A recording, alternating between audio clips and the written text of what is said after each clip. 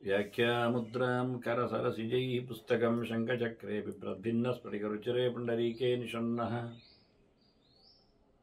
ಅಮ್ಲಾನಶ್ರೀರಮೃತವಿಶದೈರಂಶಭಿಪ್ಲಾವಯನ್ ಮಾಮಾವಿರ್ಭೂಯಾದನಗಮಹಿಮಾ ಮಾನಸೇ ವಾಗಧೀಶಃ ನಮಸ್ತೆ ಪ್ರಾಣೇಶ ಪ್ರಣತ ವಿಭುವಾಯಾವನಿಮಗಾ ನಮಃ ಸ್ವಾಮಿನ್ನ ರಾಮಪ್ರಿಯತಮನಮನ್ ಗುರುಗುಣ ನಮಸ್ತುಭ್ಯಂ ಭೀಮಪ್ರಬಲತಮ ಕೃಷ್ಣೇಷ್ಟ ಭಗವನ್ ನಮಃ ಶ್ರೀಮನ್ಮಧ್ವಪ್ರದಿಶ ಸುದರ್ಶನ್ನೋ ಜಯ ಜಯ ಶ್ರೀ ಗುರುಭ್ಯೋ ನಮಃ. ನಾರಾಯಣಂ ಸುರಗುರುಂ ಜಗದೇಕನಾಥಂ ಭಕ್ತಪ್ರಿಯಂ ಸಕಲಲೋಕ ನಮಸ್ಕೃತಂಚ ತ್ರೈಗುಣ್ಯವರ್ಜಿತಮಜಂ ವಿಭುಮಾದ್ಯಮೀಶಂ ವಂದೇ ಭವಗ್ರಂ ಅಮರಾಸುರಸಿದ್ಧವಂದ್ಯಂ ನಾರಾಯಣಂ ನಮಸ್ಕೃತ್ಯ ನರಂ ಚೈವ ನರೋತ್ತಮಂ ದೇವೀಂ ಸರಸ್ವತೀಂ ವ್ಯಾಸಂ ತತೋ ಜಯಮುದೀರೇ. ವೇದವ್ಯಾಸರ ಮಹಾಭಾರತದ ಚಿಂತಕರಿಗೆ ವಂದನೆಗಳು. ಶಾಂತಿ ಪರ್ವದ 217ನೇ ಪ್ರವಚನ. ದಮದ ಬಗ್ಗೆ, ಲೋಭದ ಬಗ್ಗೆ ಇವನ್ನೆಲ್ಲ ಬಹಳಷ್ಟು ವಿಸ್ತಾರವಾಗಿ ಭೀಷ್ಮರು ಧರ್ಮರಾಜನಿಗೆ ಹೇಳಿದಾಗ, ಧರ್ಮರಾಜ ಹೇಳುತ್ತಾನೆ, ಕ್ಷತ್ರಿಯರಲ್ಲೆಲ್ಲ ಇತಿಹಾಸದಲ್ಲೆಲ್ಲ ಮೆರೆದಿರತಕ್ಕಂತಹ ಮೌಲ್ಯಯುತವಾದ ಗುಣ ಅದು ಸತ್ಯ, ಸತ್ಯಕ್ಕಾಗಿ ಅಂತ ಹೇಳುವಂಥದ್ದೆಲ್ಲ ಕೇಳಿ ಬಂದಿವೆ. ಹಾಗಾಗಿ ತಿಳಿದವರೆಲ್ಲ ಋಷಿಗಳು, ಪಿತೃಗಳು, ದೇವತೆಗಳು ಎಲ್ಲ ದಮವನ್ನು ಹೈಲೈಟ್ ಮಾಡಿದ್ದಾರೆ ಅಂತ ಅವನು ಹೇಳಿದಾಗ, ಭೀಷ್ಮರು ಹೇಳಿದಾಗ, ಧರ್ಮರಾಜ ಹೇಳ್ತಾನೆ, ಸತ್ಯಂ ಧರ್ಮೇ ಪ್ರಶಂಸಂತಿ. ಧರ್ಮದಲ್ಲ ಜಾಡಿನಲ್ಲಿ ಸತ್ಯವನ್ನಲ್ಲ ಹೊಗಳುವುದು. ಅದೇ ಶಬ್ದಗಳು. ವಿಪ್ರರ್ಷಿ ಪಿತೃದೇವತಾಹ ಅಂತ ಅವನು ಹೇಳಿದ್ದನ್ನು ದಮವನ್ನು ಹೊಗಳ್ತಾರೆ ಅಂದಾಗ ನಾನು ವಿಶೇಷವಾಗಿ ವಿಪ್ರ ಶಬ್ದದ ಅರ್ಥವನ್ನು ಹೇಳಿದ್ದೆ. ಕೇವಲ ಬ್ರಾಹ್ಮಣ ಅಂತ ಅರ್ಥ ಅಲ್ಲ, ಅದು ಬ್ರಾಹ್ಮಣರಲ್ಲಿ ಇರಲಿ ಬಿಡಿ. ಹೀಗಾಗಿ ಅದಕ್ಕೊಂದು ವಿಶೇಷವಾದಂತಹ ತ್ರಿಮೂರ್ತಿಗಳ ಅರ್ಥ ಇದೆ ಅಂತ ಹೇಳಿದ್ದೆ. ಇನ್ನೂ ಅನೇಕ ಅರ್ಥಗಳಿವೆ ಇರಲಿ. ಅದರಿಂದ ಇವನ್ನೆಲ್ಲ ಸತ್ಯವನ್ನು ಹೊಗಳುವುದು. ಇವರೆಲ್ಲ ಋಷಿಗಳು, ಪಿತೃಗಳು, ದೇವತೆಗಳು, ವಿಪ್ರೋತ್ತಮರು ಎಲ್ಲ ಸತ್ಯನಿಷ್ಠರಾಗಿರಬೇಕು, ಸತ್ಯವನ್ನೇ ತಿಳಿಸ್ತಾರೆ. ಸತ್ಯಂಬದ ಧರ್ಮಂಚರ ಅಂತ ಶ್ರುತಿಗಳೆಲ್ಲ ಸತ್ಯಕ್ಕೆ ಬೆಲೆ ಕೊಟ್ಟಿದೆ ಅಂತ ಹೇಳಿ, ಆದರೆ ನನಗೆ ಸತ್ಯದ ಬಗ್ಗೆ ನೀವು ಹೇಳಬೇಕು, ಅದರ ಲಕ್ಷಣ, ಅದರ ಪ್ರತಿಷ್ಠೆ, ಅದರ ಇರುವಿಕೆ ಎಲ್ಲ ನೋಡಿ. ಏನು ಗೊತ್ತಿಲ್ಲದ ಸತ್ಯದ ಸಂಗತಿ ಇಲ್ಲೊಂದು ದೊಡ್ಡ ಮಟ್ಟಿನಲ್ಲಿ ಒಂದು ಅಧ್ಯಾಯ ಪೂರ್ತಿ ಬರುವ ಹಾಗೆ ಭೀಷ್ಮರು ಮಾತಾಡ್ತಾರೆ. ಧರ್ಮರಾಜ ಕೇಳುತ್ತಾನೆ, ಕೇಳಲಿಕ್ಕೆ ಉಂಟು ಎನ್ನುವುದನ್ನು ತೋರಿಸಿಕೊಡ್ತಾನೆ. ಅದರ ಲಕ್ಷಣ ಏನು, ಇರುವುದೆಲ್ಲಿ, ಅದರ ಪ್ರತಿಷ್ಠೆಯ ಕತೆ, ಅದರ ವ್ಯಾಪ್ತಿ, ಇದನ್ನೆಲ್ಲ ಕೇಳ್ತಾ ಇದ್ದಾನೆ. ಬಹಳ ಅದ್ದೂರಿಯಾಗಿ ಸ್ಪಷ್ಟವಾಗಿ ಲೆಕ್ಕಾಚಾರದಲ್ಲಿ ಭೀಷ್ಮರು ಅವನಿಗೆ ಸತ್ಯತೆಯ ಬಗ್ಗೆ ಮಾತಾಡ್ತಾರೆ. ಹೌದು, ಚಾತುರ್ವರ್ಣ್ಯಸ್ಯ ಧರ್ಮಾಣಂ ಸಂಕರೋ ನ ಪ್ರಶಸ್ಯತೆ. ಯಾವಾಗಲೂ ಮನುಷ್ಯ ಧರ್ಮ ಸಂಕರ ಮಾಡಲಿಕ್ಕಿಲ್ಲ. ಯಾವ ವರ್ಣದಲ್ಲಿ ಇದ್ದಾನೆ ಅದಕ್ಕೆ ಅನುಗುಣವಾದಂತಹ ಕರ್ಮಗಳನ್ನು ಮಾಡಬೇಕು. ಅದರಲ್ಲಿ ಹೇಳಿರತಕ್ಕಂಥ ಮೌಲ್ಯಗಳನ್ನು, ಗುಣಗಳನ್ನವ ನಡೆಸಿಕೊಡ್ಬೇಕು. ಅವ ಕ್ಷತ್ರಿಯ ಇರಲಿ, ವೈಶ್ಯನೇ ಇರಲಿ, ಎಂತನವೇನೇ ಇರಲಿ, ಅವನಿಗೆ ಹೇಳಿಸಿದ ಧರ್ಮವನ್ನು ಅವನು ನಡೆಸಿಕೊಡುವ ಮೂಲಕ ಸಮಾಜವನ್ನು ಉದ್ಧಾರ ಮಾಡಲಿಕ್ಕೆ ಅವನು ಪೂರ್ಣವಾದಂತಹ ಬೆಂಬಲ ಕೊಟ್ಟಾಗ ಆಗ್ತದೆ. ಇಲ್ಲಾದ್ರೆ ಏರುಪೇರಾಗ್ತದೆ, ಯಾವುದೊಂದು ಕುಸಿತದೆ. ಆದರೆ ಸತ್ಯಕ್ಕೆ ಈ ಎಲ್ಲ ಧರ್ಮ ವರ್ಣಗಳಲ್ಲಿಯೂ ಮೌಲ್ಯ ಸ್ಥಾನ ಇದೆ. ಧರ್ಮ ಸಾಧಾರಣ ಸತ್ಯಂ, ಈ ಕಾಮನ್ ಅಂತ ಹೇಳ್ತಾರಲ್ಲ, ಹಾಗೆ ಸಾಧಾರಣವಾದ ಧರ್ಮ ಸತ್ಯ ಎನ್ನುವುದು 4 ವರ್ಣದವರಿಗೂ, ಎಲ್ಲ ವರ್ಣದವರಿಗೂ, ಸರ್ವವರ್ಣೇಶು ಭಾರತ. ನೀವು ಎಷ್ಟೆಲ್ಲ ವಿಭಾಗ ಜಾತಿಗಳನ್ನು ಹೇಳ್ತೀರಿ, ಅಷ್ಟೂ ಕಡೆಯಲ್ಲಿ ಎಲ್ಲರಲ್ಲಿಯೂ ಸಹ ಇಂಥವರಿಗೆ ಮಾತ್ರ ಸುಳ್ಳು ಹೇಳಬಹುದು, ಹಾಗಾಗುವುದಿಲ್ಲ.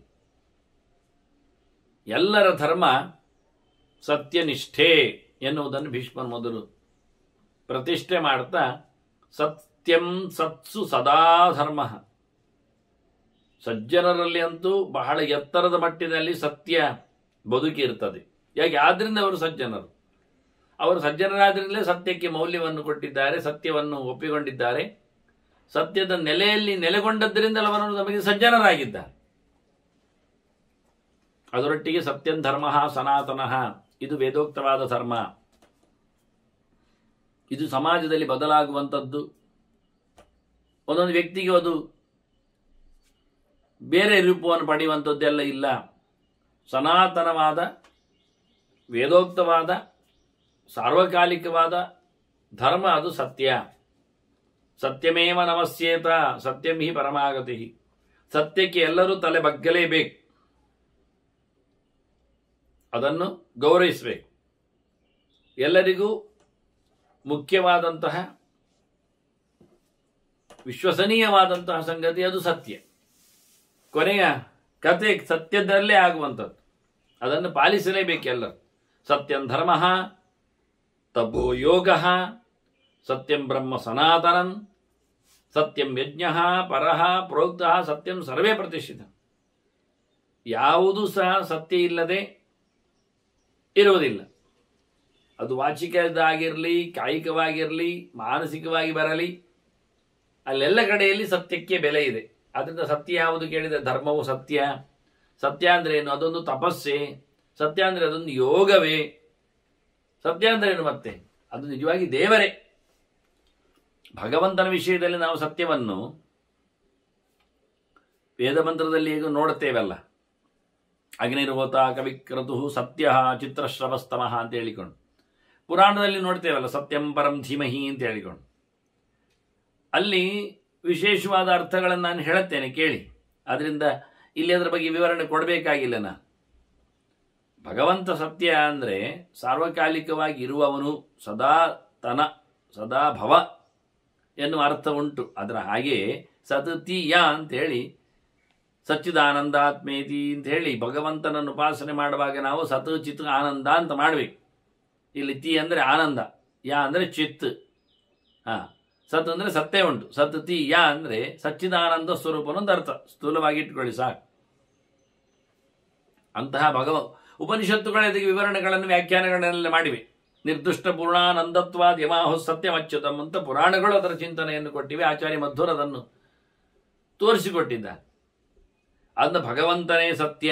ಅದರಿಂದ ಸತ್ಯಂಬುದ ಅಂದರೆ ಭಗವಂತನನ್ನು ತಿಳಿಸಿಕೊಡುವಂತ ಅರ್ಥ ಮುಖ್ಯವಾಗಿ.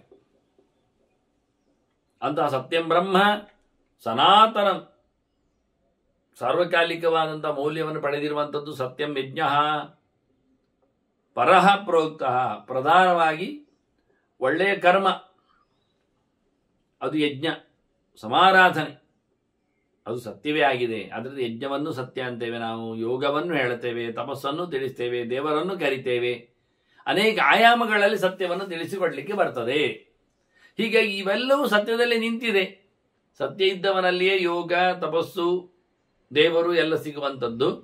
ಹಾಗಾಗಿ ಸರ್ವಂ ಸತ್ಯೇ ಪ್ರತಿಷ್ಠಿತ. ನೀವು ಏನು ಮಾಡಿಕೊಂಡಿದ್ರು ಸತ್ಯದ ನೆಲೆಯಲ್ಲಿ ಎಲ್ಲ ಮೌಲ್ಯಗಳು ನಿಂತುಕೊಳ್ತವೆ. ಮುಖ್ಯವಾದಂತಹ ಅಡಿಪಾಯವಾಗಿರುವಂಥದ್ದು ಸತ್ಯ. ಮತ್ತೆ ನೀನು ಸತ್ಯದ ಬಗ್ಗೆ ವಿಭಾಗ ಧರ್ಮಗಳನ್ನೆಲ್ಲ ಕೇಳಿಕೊಂಡಿಯಲ್ಲ. ಸತ್ಯ 13 ಉಂಟು ಬಗೆಯಲ್ಲಿ. ಲೆಕ್ಕಾಚಾರ ಎಲ್ಲಿ ಸಿಗುವುದಿಲ್ಲ ಇದು ಭಾರತ ಬಿಟ್ಟರೆ, ಭೀಷ್ಮರ ಬಾಯಿಯಿಂದ ಅಲ್ಲದೆ.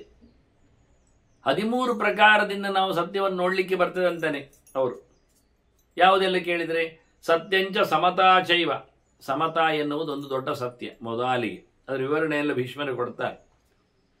ಸಮತ್ವಂ ಅಂತ ಹೇಳಿ, ಏಕಪ್ರಕಾರವಾಗಿರುವುದು ಅಂತ ಹೇಳಿ. ಸಮತ್ವಂ ಯೋಗ ಉಚ್ಯತೆ ಅಂತ ಕೃಷ್ಣನೇ ಅದನ್ನು ಹೈಲೈಟ್ ಮಾಡಿದ್ದಾನೆ. ಆದ್ರಿಂದ ಸಮತಾ ಎನ್ನುವುದು ಸತ್ಯ. ಮತ್ತೆ ಈಗ ತಾನೇ ಹೇಳಿ ಮುಗಿಸಿದ್ದುಂಟಲ್ಲ ದಮ. ದಮಶ್ಚೈವನ ಸಂಶಯ. ದಮವು ಸತ್ಯವೇ, ಅದರದ್ದೇ ಒಂದು ಕವಲ್. ಸತ್ಯನಿಷ್ಠನಲ್ಲಿಯೇ ದಮದ ಪ್ರಾಪ್ತಿ ವ್ಯವಸ್ಥೆ. ಹಾಗಾಗಿ ಸಮತಾ ಆಯಿತು, ದಮ ಆಯಿತು, ಮತ್ತೆ ಅಮಾತ್ಸರ್ಯಂ, ಕ್ಷಮಾಚೈವ, ಹ್ರೀಹಿ, ತಿತಿಕ್ಷಾ, ಅನಸೂಯತ, ಇದೊಂದು 5. ಯಾರ ಮೇಲೂ ಹೊಟ್ಟೆಗಿಚ್ಚು ಇಲ್ಲ, ಎಲ್ಲವನ್ನು ಸಹಿಸಿಕೊಳ್ಳುತ್ತಾನೆ, ಕ್ಷಮಿಸ್ತಾನೆ, ತಪ್ಪು ಮಾಡಲಿಕ್ಕೆ ನಾಚಿಕೆ ಪಡ್ತಾನೆ, ಎಲ್ಲವನ್ನು ಸಹಿಸಿಕೊಳ್ತಾನೆ ಕಾಲ ಅಪೇಕ್ಷೆಯಲ್ಲಿ. ಹಾಗೆಯೇ ಯಾರ ಮೇಲೂ ಸಹ ಅಸೂಯೆ ಪಡುವುದಿಲ್ಲ. ಹೊಟ್ಟೆಗಿಚ್ಚಿಲ್ಲದವ. ಇದೆಲ್ಲ ಸತ್ಯಗಳದ್ದೇ, ಬ್ರಾಂಚಸ್ಸುಗಳಿರುವಂತೆ ಸತ್ಯವೇ ಇದು ಒಂದು ದೃಷ್ಟಿಯಿಂದ. ಇನ್ನೊಂದು ಕೇಳುವಾಗ ಸತ್ಯ ಯಾವುದು ಕೇಳಿದರೆ ತ್ಯಾಗ, ಧ್ಯಾನಂ, ಅದರೊಟ್ಟಿಗೆ ಆತ ಆರ್ಯತ್ವಂ, ದೃಜಿಸ್ತ, ಸತತಂ ಸ್ಥಿರ, ಇನ್ನೊಂದು 4 ಮತ್ತೆ ಎಲ್ಲವನ್ನೂ ತೊರೆಯುವಂಥದ್ದು. ಅದರಲ್ಲಿಯೂ ಕರ್ಮದ ಫಲತ್ಯಾಗ ಮುಖ್ಯವಾಗಿ. ಹಾಗೆಯೇ ಭಗವಂತನ ಎಚ್ಚರ, ಧ್ಯಾನ, ಮತ್ತು ರುಜುತನ, ಸ್ಟ್ರೈಟ್ ಫಾರ್ವರ್ಡ್ನೆಸ್, ಅದರೊಟ್ಟಿಗೆ ಧೃತಿ, ಧೈರ್ಯ, ನಿರಂತರವಾಗಿ ಒಂದೇ ನಮೂನೆ ಕನ್ವಿಕ್ಷನ್, ಏನೂ ತೊಂದರೆಗೊಳ್ಳದಂತೆ, ಅಸ್ಥಿರವಾಗದಂತೆ. ಅದರ ಜೊತೆಯಲ್ಲಿ ಅಹಿಂಸಾ ಚೈವ ಸತ್ಯಂ, ಯಾರಿಗೂ ಹಿಂಸೆ ಮಾಡದಿರುವುದು ದೊಡ್ಡ ಸತ್ಯ ಅಂತಾನೆ. ಅದರೊಟ್ಟಿಗೆ ಆನಂತರ ಸಸತ್ಕಾರಾಹ ತ್ರಯೋದಶ, ಒಟ್ಟು 13ನೇದ್ದು ಎಲ್ಲರ ಮೇಲೂ ಸಮಾರಾಧನೆ ಮಾಡುವಂತೆ, ಉಪಾಸನೆ ನಡೆಸುವಂತೆ, ಸತ್ಕರಿಸುವಂತೆ ಇರುವುದು. ಸತ್ಕಾರ ಎನ್ನುವುದು ಸತ್ಯದ ಒಂದು ಮುಖ. ಹೀಗೆ 13 ಸತ್ಯದ ಸುದ್ದಿಗಳನ್ನು ಭೀಷ್ಮರು ಹೇಳ್ತಾ ಅದನ್ನು ಮತ್ತೆ ವಿವರಿಸ್ತಾರೆ ಒಂದೊಂದೇ ಸ್ಪಷ್ಟವಾಗಿ, ಏನದು, ಹೇಗಿರ್ತದೆ ಅಂತ, ಎಲ್ಲಿಂದ ಅಂತಹ ಗುಣವನ್ನು ನಾವು ಅಳವಡಿಸಿಕೊಳ್ಳಿಕ್ಕೆ ಆಗ್ತದೆ ಅಂತ. ಅದಕ್ಕೆ ಬೇಕಾಗಿರತಕ್ಕ ಮಾಧ್ಯಮ, ರೂಟ್. ಸತ್ಯನಾಮ ಅವರು ಹೇಳ್ತಾರೆ, ಅವ್ಯಯಂ ನಿತ್ಯಂ ಅವಿಕಾರಿತ ತೈವಚ, ಸತ್ಯಕ್ಕೆ ಕೊನೆ ಇಲ್ಲ, ಸಾವಿಲ್ಲ, ಸತ್ಯಕ್ಕೆ ಬದಲಾವಣೆ ಇಲ್ಲ, ರೂಪ ಅದರದ್ದು ಕೆಡುವುದಿಲ್ಲ, ಅದೇನೇ ಯಾವುದನ್ನೆಲ್ಲ ಕಳ್ಕೊಂಡು ಬರುವುದಿಲ್ಲ. ಸತ್ಯ ಇಡಿಯಾಗಿ ಇರ್ತದೆ, ಅದು ಕಡೆವರೆಗೂ ಇರ್ತದೆ, ಅಖಂಡವಾಗಿ ಬರ್ತದೆ, ಯಾರಿಂದಲೂ ಅದನ್ನು ಮುರಿಲಿಕ್ಕೆ ಆಗುವುದಿಲ್ಲ, ವ್ಯತ್ಯಾಸ ಮಾಡಲಿಕ್ಕೆ ಬರುವುದಿಲ್ಲ ಅದರ ವ್ಯಾಖ್ಯೆಗಳನ್ನು. ಸರ್ವಧರ್ಮ ಅವಿರುದ್ಧಂಚ, ಎಲ್ಲ ಧರ್ಮಗಳಿಗೂ ವಿರೋಧ ಇಲ್ಲದ್ದದು, ಎಲ್ಲದ ಜೊತೆಯಲ್ಲಿ ಹೊಂದಾಣಿಕೆಯಲ್ಲಿ ಹೋಗುವಂಥದ್ದು. ಯಾವುದೋ ಒಂದು ಸತ್ಯ ಹೇಳೋದ್ರಿಂದ ಯಾವುದೋ ಒಂದು ಧರ್ಮಕ್ಕೆ ಹಾನಿ ಆಗುವುದಿಲ್ಲ. ಅದು ಚೋರ ಧರ್ಮ, ಕಳ್ಳರಲ್ಲಿ ಸುಳ್ಳು ಹೇಳಲಿಕ್ಕೆ ಉಂಟು, ಹಾಗೇನಿಲ್ಲ ಅಂತಾರೆ. ಹಾಗಾಗಿ ಅದೊಂದು ಧರ್ಮವೇ ಅಲ್ಲ ಆ ಲೆಕ್ಕದಲ್ಲಿ ನೋಡ್ಲಿಕ್ಕೆ ಹೋದ್ರೆ. ಧರ್ಮದ ನೆಲೆಯಲ್ಲಿ ವಿರೋಧ ಆಗುವುದಿಲ್ಲ ಅಂತ ಹೇಳಿಬಿಟ್ರು. ಇದೆಲ್ಲ ಹೇಗೆ ಸಿಗ್ತದೆ ಈ ನಮೂನೆದ್ದು ಕೇಳಿದರೆ, ಯೋಗೇನೈತದ ವಾಪ್ಯತೆ, ಇದನ್ನು ನೀವು ಯೋಗದಿಂದ ಪಡಿಬೇಕು. ಯೋಗ ಕರ್ಮಸು ಕೌಶಲ. ಒಳ್ಳೆ ರೀತಿಯಿಂದ ನಿಮಗೆ ಹೇಳಿದ ವೃತ್ತಿಯನ್ನು ಬಹಳ ಚೆನ್ನಾಗಿ ಭಗವದೆಚ್ಚರದಿಂದ ಭಗವತ್ ಪ್ರೀತಿಗೋಸ್ಕರ ಭಗವಂತ ಸಮರ್ಪಿಸಿಕೊಂಡು ನಡೆಸಿಕೊಟ್ರೆ ಅದೇ ಒಂದು ದೊಡ್ಡ ಯೋಗ. ಸಹಜವಾಗಿ ದೇಹ ಮತ್ತು ಮನಸ್ಸಿನ ಪೂರ್ಣವಾದಂತಹ ಕೆಲಸವನ್ನು ದೇವರ ವಿಷಯದಲ್ಲಿ ಇಡುವಂಥದ್ದು, ಇದು ಒಂದು ಯೋಗ. ಮೊದಲಿಗೆ ಒಂದು ಪ್ರಯೋಗ, ಮತ್ತೊಂದು ಸಂಯೋಗ, ಇವೆಲ್ಲ ಬಹಳ ಚೆನ್ನಾಗಿ ಆಗುವಂಥದ್ದು. ಇದು ಸತ್ಯವನ್ನು ಬೆಳಗಿಸ್ಲಿಕ್ಕೆ. 2ನೇ ಅಂಶ ಹೇಳ್ತಾನೆ, ಸತ್ಯಂಚ ಸಮತಾಚೈವ ಹೇಳಿದ್ದಾನೆ. ಇನ್ನೊಂದು ದಮಶ್ಚೈವನ ಸಂಶಯ ಅಂತ. ಒಂದು ದೃಷ್ಟಿಯಿಂದ ಸಮತ್ವ ಒಂದಾಗ, ಯಾರಲ್ಲಿ ಸಮತ್ವ ಕೇಳಿದರೆ ಆತ್ಮನಿ ಇಷ್ಟೇ ತಥಾ ಅನಿಷ್ಟೇ ರಿಪೌಚ, ತನ್ನಲ್ಲಿ ಮತ್ತೆ ತನ್ನವರಲ್ಲಿ ಬೇರೆ ಬೇರೆ ಇಲ್ಲ. ತನಗೊಂದು ಊಟ, ತನ್ನವರಿಗೊಂದು ಊಟ ಆಗುವುದಿಲ್ಲ, ಇದು ಒಂದು ಮುಖ್ಯ. ತನಗಾಗದವರು, ಇಷ್ಟ ಇಲ್ಲದವರು, ತನ್ನನ್ನು ವಿರೋಧಿಸುವವರು ರಿಪುಗಳು ಅವರಲ್ಲಿ ಇಲ್ಲ. ತನ್ನಲ್ಲಿ ಆಗಲಿ, ತನ್ನವರಲ್ಲೇ ಆಗಲಿ, ವಿರೋಧಿಸುವವರಲ್ಲೇ ಆಗಲಿ, ಶತ್ರುಗಳಲ್ಲೇ ಆಗಲಿ, ವ್ಯತ್ಯಾಸದಲ್ಲಿ ಇರುವವ ಅವನು ಸತ್ಯವಂತ ಅಂತ ಅರ್ಥ. ಅವನು ಸಮತ್ವವನ್ನು ಕಾಪಾಡಿದ್ದಾನೆ ಅಂತ ಅರ್ಥ. ಆತ್ಮನಿಷ್ಠೆ ತಥಾ ಅನಿಷ್ಠೆ ರಿಪೌಚ ಸಮತಾ ತಥಾ, ಇದನ್ನೇ ನಾವು ಸತ್ಯ ಹೇಳಿದ್ದು ಅಂತ ಮೊದಲಿನಿಂದ ಹೇಳ್ತಾರೆ ಅವರು, ಸಮತಾ ಎನ್ನುವುದನ್ನು. ಇದರಲ್ಲಿ ಏನು ಉಂಟು ಕೇಳಿದರೆ, ನಮಗೆ ನಮ್ಮವರ ಮೇಲೆ, ನಮ್ಮ ಮೇಲೆ, ನಮ್ಮದಲ್ಲದವರ ಮೇಲೆ ನಮಗೆ ಏನಿರ್ತದೆ ಕೇಳಿದರೆ, ದ್ವೇಷ ಇರ್ತದೆ, ಇಚ್ಛೆ ಇರ್ತದೆ, ಇಷ್ಟ ಇರ್ತದೆ. ಇಚ್ಛಾ ದ್ವೇಷ ಕ್ಷಯಂ, ಸತ್ಯಕ್ಕಾಗುವಾಗ ಯಾರ ಮೇಲೂ ದ್ವೇಷ ಇಲ್ಲ, ಯಾರ ಬಗ್ಗೆಯೂ ಬಹಳಷ್ಟು ಅತಿಯಾದ ಆಸೆ, ಆತ್ಮೀಯತೆ, ಪ್ರೀತಿ, ವಿಶ್ವಾಸ ಇಲ್ಲ. ಅದನ್ನು ತೊಳೆದಿಡುವುದು ಒಂದು ದೃಷ್ಟಿಯಿಂದ. ಇಚ್ಛಾದ್ವೇಷ ಕ್ಷಯಂ ಪ್ರಾಪ್ಯ ಕಾಮಕ್ರೋಧ ಕ್ಷಯಂ ತದ, ತನ್ನವರ ಮೇಲೆ ಪ್ರೀತಿ ವಿಶ್ವಾಸ ಆಗಿ ಬೇಕು ಕಾಣುವುದು, ಶತ್ರುಗಳ ಮೇಲೆ ಬೇಡ ಹೇಳಿಕೊಂಡು ಕಂಡವರ ಮೇಲೆ ಸಿಟ್ಟು ಬರುವುದು, ಇದು ಇಲ್ಲ. ಇಚ್ಛಾದ್ವೇಷದಿಂದ ಮುಖ್ಯವಾಗಿ ಕಾಮಕ್ರೋಧಗಳು ಸೃಷ್ಟಿ ಆಗ್ತವೆ. ಬೇಕು ಅಂತ ಬಯಸಿದಾಗ, ಇಚ್ಛೆ ಬಂದಾಗ ಅವರ ಮೇಲೆ ಪ್ರೀತಿಯಿಂದ ಅವರ ಮೇಲೆ ಅವನು ಪ್ರವೃತ್ತಿ ಮಾಡ್ತಾನೆ. ಅದೇ ಶತ್ರುವಿಗೆ ನಮಗೆ ಬೇಡ ಅಂತ ಕಾಣ್ರೆ ನಾವು ಅವರನ್ನು ದ್ವೇಷ ಮಾಡಲಿಕ್ಕೋಸ್ಕರ ಕೋಪವನ್ನು ಸೃಷ್ಟಿ ಮಾಡಿಕೊಳ್ತೇವೆ. ಅದರಿಂದ ಕಾಮಕ್ರೋಧಗಳನ್ನು ಇಲ್ಲದಾಗಿಸಿಕೊಂಡು ಇಚ್ಛಾದ್ವೇಷಗಳಿಂದ ದೂರ ಮಾಡಿಕೊಂಡು ತಾನು ತನ್ನವರನ್ನು, ತನ್ನಗೆಲ್ಲದವರನ್ನು, ರಿಪುಗಳನ್ನು ಸಹ ಒಂದೇ ಬಗೆಯಿಂದ ಯಾರು ನೋಡ್ತಾನೆ ಅವನೊಂದು ಸತ್ಯವಂತ ಅಂತ ಅರ್ಥ. ಇನ್ನು ದಮ ಅಂದ್ರೆ ಇನ್ನೊಂದು ಸತ್ಯ ಅಂತ ಹೇಳಿದ್ದಾರೆ. ಅದೇನಿಗೆ ಹೇಳಿದ್ರೆ, ನಾಣ್ಯ ಸ್ಪೃಹಾ ನಿತ್ಯಂ ಗಾಂಭೀರ್ಯಂ ಧೈರ್ಯವೇ ಮಚ. ಯಾವುದರ ವಿಷಯದ ಮೇಲೂ ಆಸೆ ಇರಬಾರ್ದು.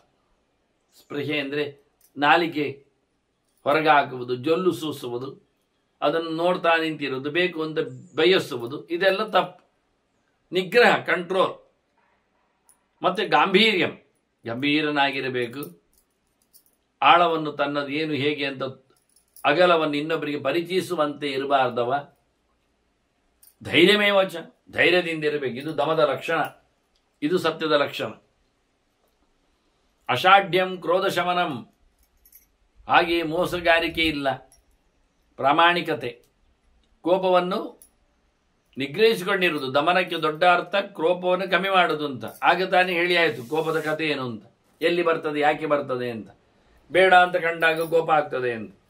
ಇದನ್ನೆಲ್ಲ ನೀವು ಹೇಗೆ ಕಲಿತೀರಿ? ಇಂತಹ ದಮವನ್ನು ಸತ್ಯವನ್ನಾಗಿಸಿಕೊಳ್ಳಿಕ್ಕೆ ಜ್ಞಾನೇನೇತದ ವಾಪ್ಯದೆ. ಇದನ್ನು ಓದಿಕೊಂಡೇ ಕಲಿವೆ. ಜ್ಞಾನಿಯಾದವನಿಗೆ ಇಂತಹ ಒಂದು ಸತ್ಯದ ಹಂತ ತಲುಪಲಿಕ್ಕೆ ಸಾಧ್ಯ ಆಗ್ತದೆ. ಮತ್ತೊಂದು ಹೇಳಿದ ಅಮಾತ್ಸರ್ಯಂ ಅಂತ, ತಪಸ್ಸು. ನಿಜವಾಗಿ ಅಮಾತ್ಸರ್ಯ ಏನು? ಅದೊಂದು ಸತ್ಯ ಅಂತ ಹೇಳ್ತಾರೆ ಅವರು. ಅಮಾತ್ಸರ್ಯಂ ಬುಧಾಹ ಪ್ರಾಹು ದಾನೇ ಧರ್ಮೇ ಚ ಸಂಯಮಂ. ಮಾತ್ಸರ್ಯ ಇಲ್ಲ ಕೇಳಿದರೆ ಅಪ್ರೀತಿ ಮತ್ಸರೋನಾಯಮಿತಿ ಹೇಳಿಕೊಂಡು ಮಧ್ವಾಚಾರ್ಯ ಹೇಳುವಾಗ, ಒಬ್ಬ ವ್ಯಕ್ತಿಗೆ ಹೊಟ್ಟೆ ತೋಳಿಸುವುದು ಯಾಕೆ ಹೇಳಿದರೆ, ಅವನ ಹಾಗೆ ಅವನ ಇಚ್ಛೆಯಂತೆ ಅವನಿಗೆ ಸಂಬಂಧಪಟ್ಟಂತೆ ಇನ್ನೊಬ್ಬ ಇರುವುದಿಲ್ಲಲ್ಲ ಅಂತ. ಅವನ ಏಳಿಗೆಯನ್ನು ನೋಡಿ ತಾನು ಹೇಳಿದಂತೆ ಆಗುವುದಿಲ್ಲಲ್ಲ, ತನ್ನ ಮಾತು ಕೇಳುವುದಿಲ್ಲಲ್ಲವಾ ಎನ್ನುವ ನೆಲೆಯಲ್ಲಿ ಅಂದ್ರೆ ಇನ್ನೊಬ್ಬರ ದೊಡ್ಡಸ್ತಿಕೆಯನ್ನು ನೋಡಿಕೊಳ್ಳುವ ಮೂಲಕ ತನ್ನಲ್ಲಿ ಒಂದು ರೀತಿಯ ಕಿಲುಬು ಉಂಟಾಗ್ತದೆ. ಇದನ್ನು ಮಾತ್ಸರ್ಯ ಅಂತಾರೆ. ಆದ್ರಿಂದ ಇವನು ಮತ್ಸರ ಪಡಬಾರದು, ಸತ್ಯನಿಷ್ಠನು. ಅದೇ ಒಂದು ಸತ್ಯ. ಅದು ಹೇಗೆ ಕೇಳಿದರೆ, ಬಹಳ ಬುದ್ಧಿವಂತನಾಗಿ ದಾನದಲ್ಲಿಯೂ ಧರ್ಮದಲ್ಲಿಯೂ ಸಂಯಮ, ಹೇಳಿಕೊಳ್ಳುವುದಿಲ್ಲ, ಬೂಟಾಟಿಕೆ ಅಲ್ಲ. ಈ ರೀತಿ ಇದ್ದಾಗ ಅವನಲ್ಲಿ ಯಾವುದೇ ರೀತಿಯಿಂದ ನೀನು ಒಟ್ಟು ಮಾಡಲಿಕ್ಕೆ ಕಳೆದ್ರೆ ಸ್ಪರ್ಧೆಯಲ್ಲಿ ಮಾತ್ಸರ್ಯ ಉಂಟಾಗ್ತದೆ. ಅವನಷ್ಟಾಗ್ಲಿಲ್ಲಲ್ಲ ಅಂತ ಅವನನ್ನು ಹಿಂಬದಿಯಿಂದ ಅವನು ಚೇಸ್ ಮಾಡಬೇಕಾಗ್ತದೆ. ಇವ ಎಲ್ಲವನ್ನು ಕಳ್ಕೊಂಡ್ರೆ ದಾನ ಮಾಡದ ಕೂತ್ರೆ ಅವನಿಗೆ ಮಾತ್ಸರ್ಯ ಬರುದಾದ್ರೆ, ನನ್ನ ಹತ್ರ ಇಲ್ಲ, ನನಗೆ ಯಾಕೆ ಇನ್ನೊಬ್ಬರ ಮೇಲೆ ಒಟ್ಟಿಗೆ ಯಾಕೆ ನಾನು ಕೊಡ್ಲಿಕ್ಕೆ ಬಂದವ. ಅದು ಅಂತಹ ಒಂದು ಧರ್ಮದಲ್ಲಿ ಆದ ಕೂತವನಿಗೆ ಒಳ್ಳೆ ರೀತಿಯಿಂದ ವಾಸ್ತವವಾಗಿ ಸತ್ಯವು, ಈ ಮುಖದ ಸತ್ಯವು ಪ್ರತಿಷ್ಠೆಗೊಳ್ಳುತ್ತದೆ, ಗಟ್ಟಿಯಾಗ್ತದೆ. ಅವಸ್ಥಿತೇನ ನಿತ್ಯಂಚ ಸತ್ಯೇನ ಅಮತ್ಸರೀ ಭವೆ. ಇಂತಹ ಸತ್ಯವನಲ್ಲಿ ಮಡುಗಟ್ಟಿದರೆ, ಇದ್ದು ಬಿಟ್ಟರೆ ಅವನು ಯಾರ ಮೇಲೂ ಅಸೂಯೆಯನ್ನು ತಾಳುವುದೇ ಇಲ್ಲ, ಮತ್ಸರವನ್ನು ಪಡುವುದೇ ಇಲ್ಲ ಆ ಲೆಕ್ಕದಲ್ಲಿ. ಅದನ್ನು ಒಳ್ಳೆ ರೀತಿಯಿಂದ ಸತ್ಯವನ್ನು ತನ್ನಲ್ಲಿ ಮೈಗೂಡಿಸಿಕೊಳ್ಳಬೇಕು. ಇನ್ನು ಕ್ಷಮಾ ಸತ್ಯಂ ಹೇಳಿದ್ದಾನೆ ಭೀಷ್ಮರು. ಅದು ಕ್ಷಮಾಯಾಶ್ಚ. ನೀವು ಕ್ಷಮಿಸಿರಿ, ಕ್ಷಮಿಸದೇ ಇದ್ದೀರಿ, ಬರುವಂಥದ್ದು ಬಂದೇ ಬರ್ತದೆ. ಯಾವುದು? ಪ್ರಿಯಾಣಿವ ಅಪ್ರಿಯಾಣಿಚ. ಮನುಷ್ಯನಿಗೆ ಬೇಡದವುಗಳು ಬೇಕಾದವುಗಳು ಆಗ್ತಾನೆ ಇರ್ತವೆ. ಅವನು ಕ್ಷಮಿಸಲಿ ಕ್ಷಮಿಸದಿರಲಿ, ಆದರೆ ಕ್ಷಮಿಸುವುದು ಚಂದ. ಕ್ಷಮತೆ ಸರ್ವತಃ ಸಾಧು ತದಪ್ರಾಪ್ನೋತಿ ಸತ್ಯತಾ. ಯಾರಿಂದಲಾಗಲಿ, ಪ್ರಿಯ ಆಗಲಿ ಅಪ್ರಿಯವಾಗಲಿ ಆಗುವಂಥದ್ದು ಆಗ್ತಾ ಇರುವಾಗ ಅಲ್ಲಿಂದ ನಾವು ಕ್ಷಮಿಸಿಕೊಂಡ್ರೆ, ಆ ಅಪ್ರಿಯಗಳನ್ನು ದೂರಕ್ಕೆ ಇಟ್ಟರೆ, ಅದನ್ನು ಮಾಡಿಕೊಂಡವರನ್ನು ನಾವು ಕ್ಷಮಿಸಿಬಿಟ್ರೆ ನಾವು ಸತ್ಯವನ್ನು ಬದುಕಿಸಿದಾಗೆ ಆಗ್ತದೆ. ಎಲ್ಲೆಡೆ ಒಳ್ಳೆಯವನು ಕ್ಷಮೆಯನ್ನು ಕಾಣುತ್ತಾನೆ. ದ್ವೇಷವನ್ನಾಗಲಿ ಈರ್ಷ್ಯವನ್ನಾಗಲಿ ಅದನ್ನು ವಿರೋಧಿಸುವುದನ್ನಾಗಲಿ ನಡೆಸಿಕೊಡುವುದಿಲ್ಲ. ಹೋಗಲಿ ಬಿಡಿ ಅಂತೇಳಿ, ಕ್ಷಮಿಸಿದ್ದೇನೆ ಅಂತೇಳಿ. ಅಂಥವ ನಿಜವಾಗಿ ಸತ್ಯವನ್ನು ಒಪ್ಪಿಕೊಂಡಾಯೆ, ಅದೊಂದು ಮುಖ್ಯ ಆದದ್ದು. ಇನ್ನೊಂದು ಹ್ರೀಹಿ ಎನ್ನುವುದನ್ನು ಸತ್ಯ ಅಂತ ಹೇಳಿದರೆ ನಾಚಿಕೆ. ತಪ್ಪು ಮಾಡುವುದರಲ್ಲಿ ಅವನಿಗೆ ಬೇಸರ, ಮತ್ತೆ ಒಳ್ಳೆಯದು ಮಾಡಲಿಕ್ಕೋಸ್ಕರ ಅವನಿಗೆ ಕಾತರ. ಕಲ್ಯಾಣಂ ಕುರುತೆ ಬಾಢಂ ಪ್ರೀಮಾನ್ ನಮ್ಲಾಯತೆ ಕ್ವಚಿತ್. ಒಳ್ಳೇದು ಮಾಡಲಿಕ್ಕೆ ಅಂದರೆ ಧರ್ಮವನ್ನು ಉಳಿಸಿಕೊಳ್ಬೇಕು, ಅದರಲ್ಲಿ ಯಾವುದೇ ರೀತಿಯಾಗಿ ನಗೆ ನಾಚಿಕೆ ಇಲ್ಲ. ಧರ್ಮ ಜಾರಿದಾಗ ಮಾಡಲಿಕ್ಕೆ ಆಗದೇ ಇದ್ದಾಗ ತುಂಬ ಸ್ಪಂದನ ಒಳಗಿಂದ ನಗೆ ನಾಚಿಕೆ, ಇದು ನಿಜವಾಗಿ ಸತ್ಯದ ಒಂದು ಮುಖ ಅಂತಾರೆ. ಹಾಗೆಯೇ ಪ್ರಶಾಂತ ವಾಂಗ್ಮನಾಹ ನಿತ್ಯಂ ಹ್ರೀಸ್ತು ಧರ್ಮಾದವಾಪ್ಯತೆ. ಇಂತಹ ಹ್ರೀ ನಾಚಿಕೆ ಎಲ್ಲಿಂದ ಬರ್ತದೆ ಅಂದರೆ ಧರ್ಮ ಮಾಡ್ತಾನೆ ಗೊತ್ತಾಗ್ತದೆ. ಒಂದು ದೃಷ್ಟಿಯಿಂದ ಧರ್ಮವನ್ನು ಮಾಡಿಕೊಂಡಾಗ ಅಧರ್ಮದಿಂದ ಹಿಂದೆ ಬರತಕ್ಕಂಥ ಪ್ರವೃತ್ತಿಯಲ್ಲಿ ಸ್ಪಷ್ಟ ಆಗ್ತದೆ. ಅದೇ ಹ್ರೀ, ಅದೇ ನಿಜವಾಗಿ ಸತ್ಯನಾಗಿದ್ದಾನವ. ಯಾಕೆಂದರೆ ಅಧರ್ಮವನ್ನು ಮಾಡ್ತಾ ಇಲ್ಲ. ಯಾವುದರಿಂದ? ಪ್ರಶಾಂತ ವಾಂಗ್ಮನ, ಮನಸ್ಸು ಮಾತು ಎಲ್ಲ ಪ್ರಕ್ಷುಬ್ಧವಾಗಲಿಲ್ಲ, ಶಾಂತವಾಗಿದೆ, ಚೆನ್ನಾಗಿದೆ ಅಂತ. ಇಂಥವನು ಬಹಳ ಸುಂದರವಾಗಿ ನಿತ್ಯವೂ ಅಧರ್ಮಕ್ಕೆ ವಿರೋಧಿಯಾಗಿ ಮಾಡಲಿಕ್ಕೆ ನಾಚಿಕೆ ಪಟ್ಟು ಮಾಡದಿರಲಾಗಿ ಧರ್ಮವನ್ನು ಉಪಯೋಗಿಸಿಕೊಳ್ತಾನೆ. ಇದೆಲ್ಲ ಧರ್ಮದಿಂದಲೇ ಗೊತ್ತಾಗುವುದು ಅವನಿಗೆ ಪಾಠ. ಧರ್ಮಾರ್ಥ ಹೇತೋ ಕ್ಷಮತೆ ತಿತಿಕ್ಷಾ ಧರ್ಮೋತ್ತಮ. ಇನ್ನೊಂದು ಸತ್ಯ ಅಂದರೆ ತಿತಿಕ್ಷಾ ಅಂತ. ಇದು ಒಂದು ದೊಡ್ಡ ಧರ್ಮವೇ. ಅದು ಹೇಗೆ ಕೇಳಿದರೆ, ಅವನು ಎಲ್ಲೆಡೆ ಎಲ್ಲವನ್ನು ಕ್ಷಮಿಸ್ತಾ ಇದ್ದಾನೆ, ಒಪ್ಪಿಕೊಳ್ಳುತ್ತಾ ಇದ್ದಾನೆ. ಯಾಕೆ? ಧರ್ಮಾರ್ಥ ಹೇತೋ ಕ್ಷಮತೆ. ಧರ್ಮಕ್ಕಾಗಿ, ಅರ್ಥಕ್ಕಾಗಿ, ಕಾರಣದಕ್ಕಾಗಿ, ಅವೆರಡು ಕಾರಣಗಳಾಗಿ ನಿಜವಾಗಿ ಒಳ್ಳೆ ರೀತಿಯ ಅರ್ಥದ ವ್ಯವಸ್ಥೆ, ಧರ್ಮದ ವ್ಯವಸ್ಥೆ ಇರಬೇಕಾದ್ರೆ ನಾವು ತಿತಿಕ್ಷೆಯನ್ನು, ತಾನ್ ತಿತಿಕ್ಷಸ್ವ ಭಾರತ ಅಂತ ಕೃಷ್ಣ ಹೇಳಲಿಲ್ವಾ? ಸ್ವಲ್ಪ ನಿಗ್ರಹ ಮಾಡಿಕೋ ಮಾರಾಯ, ಆಗ್ತದೆ ಅಂತ ಹೇಳಿ. ಹಾಗೆ ಪ್ರತಿಯೊಂದರಲ್ಲಿಯೂ ಸಹ ನಾವು ತಿತಿಕ್ಷೆಯನ್ನು ಒಪ್ಪಿಕೊಳ್ಳಬೇಕು. ಲೋಕ ಸಂಗ್ರಹಣಾರ್ಥ ವಯಸ್ಸಾತು ಧೈರ್ಯೇಣ ಲಭ್ಯತೆ. ಇದು ಜನರನ್ನು ತಿದ್ದಲಿಕ್ಕೋಸ್ಕರ, ಅವರನ್ನು ಹಿಡ್ಕೊಳ್ಳಿಕ್ಕೋಸ್ಕರ ಇಂಥದ್ದನ್ನೆಲ್ಲ ಅಳವಡಿಸಬೇಕು. ಈ ನಮೂನೆ ಇಷ್ಟು ಕ್ಲಿಷ್ಟವಾದ ಸತ್ಯದ ಪರಿಗಿಷವನಲ್ಲಿ ಯಾಕೆ ಬೇಕು ಕೇಳಿದರೆ, ಲೋಕಕ್ಕಾಗಿ ಬೇಕು. ಲೋಕದ ಜನರು ಒಪ್ಪಿಕೊಳ್ಳಿಕ್ಕೋಸ್ಕರ ಬೇಕಾಗ್ತದೆ. ಕೃಷ್ಣನು ಹೇಳಿದ್ದ, ತಾನೇ ಯಾಕೆ ಜಪತಪ ಅನುಷ್ಠಾನ ಎಲ್ಲ ಮಾಡ್ತೇನೆ ಹೇಳಿದ್ರೆ, ಲೋಕದ ಜನರಿಗೋಸ್ಕರ ನಾನು ತೋರಿಸಲಿಕ್ಕೆ ಮಾಡ್ತೇನೆ ಅಂತ ಮಾಡ್ತೇನೆ. ಹಾಗೆ ಇಲ್ಲಿ ಬಹಳ ಚಂದವಾಗಿ ಧರ್ಮಾರ್ಥ ಹೇತೋ ಕ್ಷಮತೆ, ಸುಮ್ಮನೆ ಕಾಮಕ್ಕಾಗಿ ಕ್ಷಮ ಎಲ್ಲ, ಈ ವಿಷಯದಲ್ಲಿ ಕ್ಷಮೆಯನ್ನು, ಕ್ಷಮಾಶೀಲನಾಗಬೇಕು ಅಂತ ಹೇಳ್ತಾರೆ ಬಹಳ ಚಂದವಾಗಿ. ಇನ್ನೊಂದು ಅನಸೂಯಾತು ಗಾಂಭೀರ್ಯಂ. ಸತ್ಯಕ್ಕೆ ಇನ್ನೊಂದು ಡೆಫಿನೇಷನ್ ಕೊಟ್ಟದವ ಅನಸೂಯ ಅಂತ. ಅಸೂಯೆ ಇಲ್ಲತ್ತು. ಎರಡೆರಡು ರೀತಿಯ ವ್ಯವಸ್ಥೆ ಇದು. ಮಾತ್ಸರ್ಯಕ್ಕೂ ಅಸೂಯೆಗೂ ಎಲ್ಲ ಬೇರೆ ಬೇರೆ ಲಕ್ಷಣಗಳಿರ್ತವೆ. ಇದು ಹೇಗೆ ಬರ್ತದೆ? ದಾನೇನೈತದ ವಾಪ್ಯತೆ.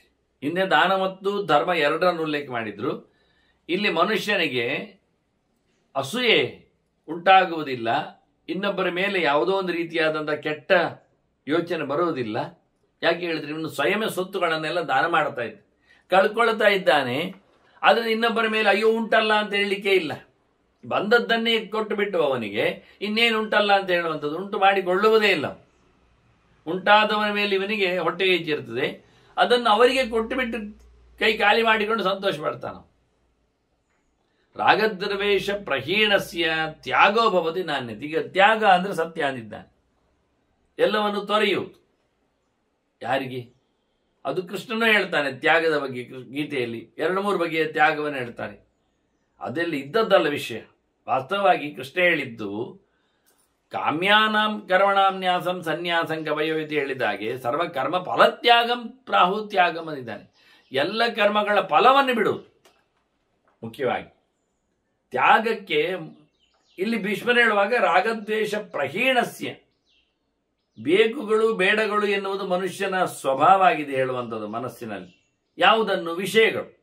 ಅದರ ವಿಷಯದ ತ್ಯಾಗ ಎಲ್ಲಿ ಬೇಕು? ವಿಷಯದ ತ್ಯಾಗ ದ್ವೇಷದಲ್ಲಿ ಅಲ್ಲ, ಪ್ರೀತಿಯಿಂದಲ್ಲ.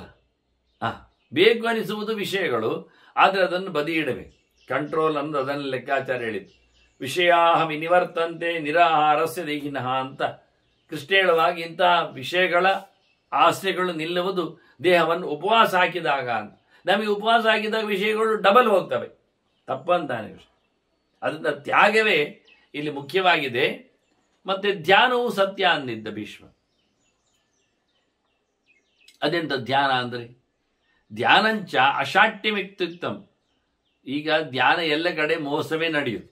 ಪ್ರಾಣಾಯಾಮ ಒಂದಿಷ್ಟು ಆಟ, ಹಾಗೆ ಕೂತ್ಕೊಳ್ಳುವುದು ನದಿ ತೀರದಲ್ಲಿ ಒಂದಿಷ್ಟು ಆಟ, ಮತ್ತೆ ಪುನಃ ಮಲ್ಕೊಳ್ಳೋದ್ರಲ್ಲಿ ಬಟ್ಟೆ ಬರೆಗಳ ಬಗ್ಗೆ ಒಂದು ವಿಚಿತ್ರವಾದ ಆಟ. ಹೀಗಾಗಿ ಎಲ್ಲ ಕಡೆಯಲ್ಲಿ ತೋರಿಸಿಕೊಡ್ತಾರೆ. ಮೋಸದಲ್ಲಿ ಮಾಡುವುದು. ಧ್ಯಾನವೂ ಹಾಗೆ, ಧ್ಯಾನ ಕೂತಾಗಿ ಹೀಗೆ ಕಣ್ಣು ಮುಚ್ಚಿದಾಗೆ ಮಾಡುವುದು, ಭಗವದ್ ಧ್ಯಾನದಾಗೆ, ಮಾಂಸ ತಿನ್ನಲಿಕ್ಕೆ ಹೊರಟಾಗಿ, ಅದು ಪ್ರಯೋಜನ ಇಲ್ಲ ಅಂತಾರೆ.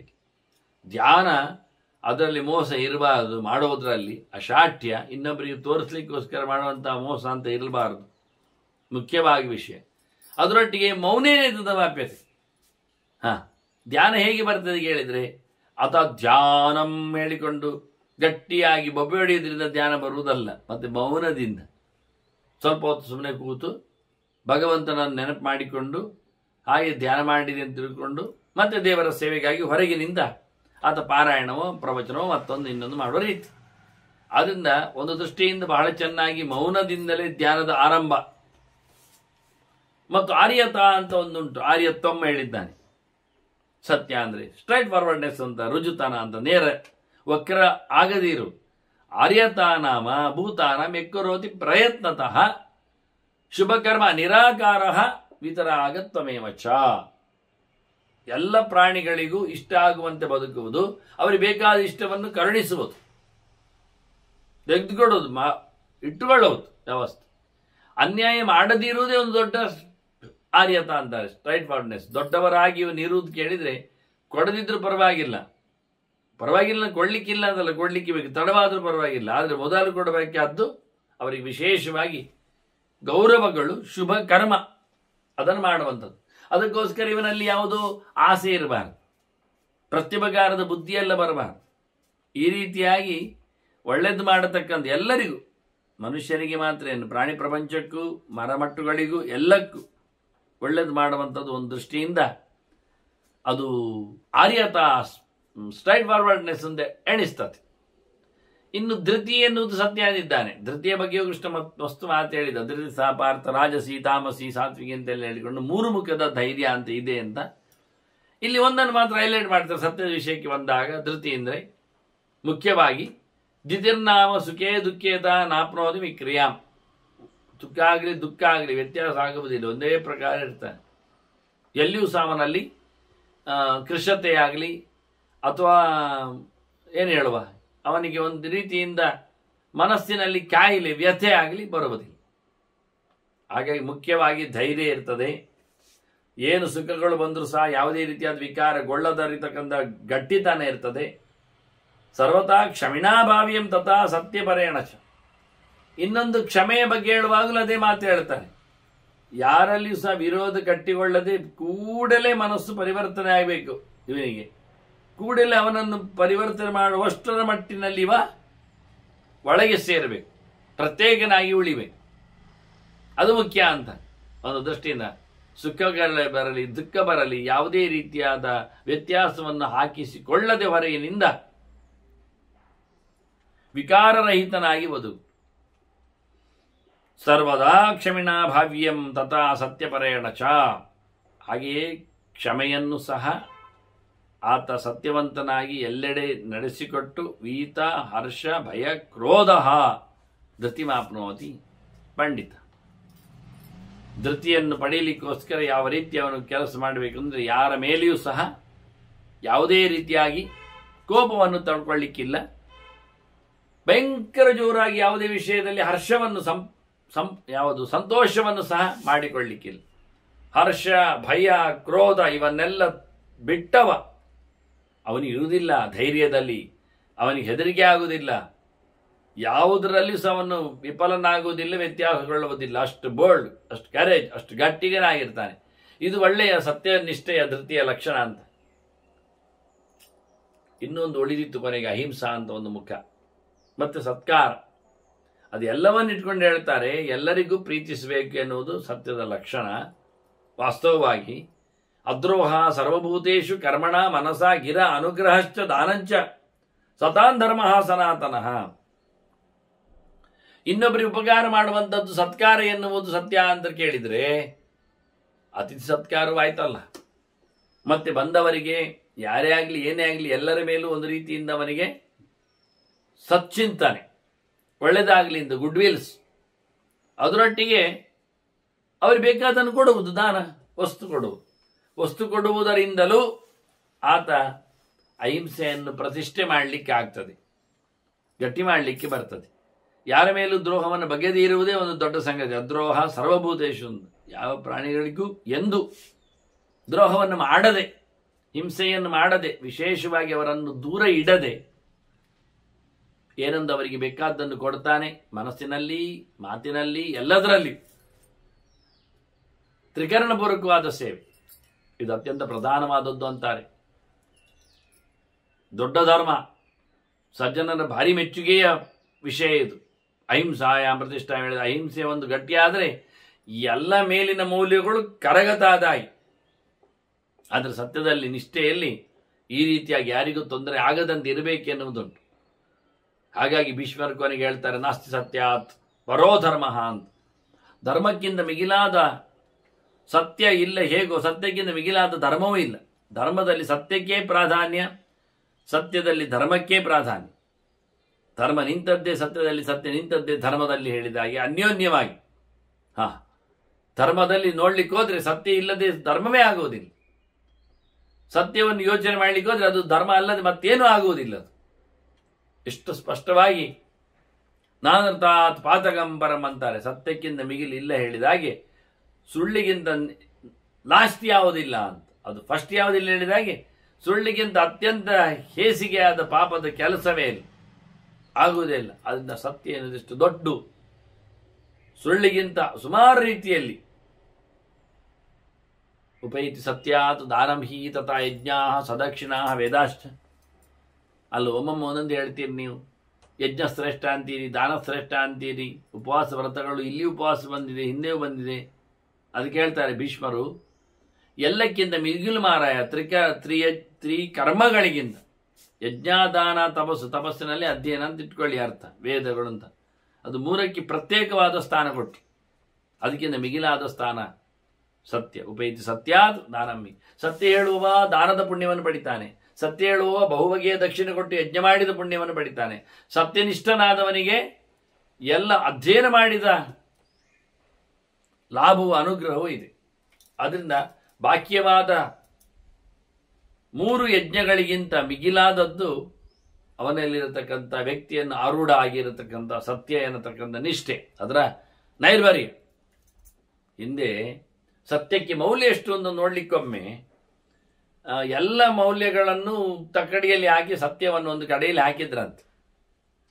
ಅಂದರೆ ಅಭಿಮಾನಿ ದೇವತೆಗಳ ಚಿಂತನೆ ಅಂತ ಇರ್ತದೆ ಎಲ್ಲ, ಅದೆಲ್ಲ ಹೇಗೆ ಅಂತ ಕೇಳಲಿಕ್ಕಲ್ಲ. ಒಟ್ಟದರ ಮೌಲ್ಯವನ್ನು ಹೇಳಲಿಕ್ಕೋಸ್ಕರ ಒಂದು ರೀತಿಯಿಂದ ಉಪಮಾ ಕೊಡುವಂಥದ್ದು.